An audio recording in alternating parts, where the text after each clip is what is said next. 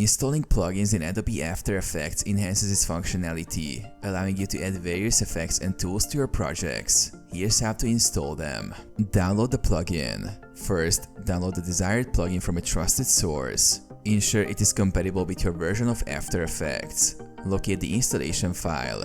Once downloaded, find the installation file, which is usually a zip or installer file. Extract files. If the plugin is in a zip format, extract the contents. You will often find the folder with the plugin files. Close After Effects. Before installing the plugin, make sure to close Adobe After Effects to avoid any conflicts during installation. Copy plugin files. Navigate to the After Effects installation directory. Copy the extracted plugin files into this folder.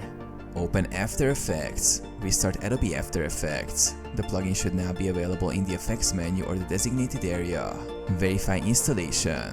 To confirm the installation, check if the plugin appears in the Effects or Window menu.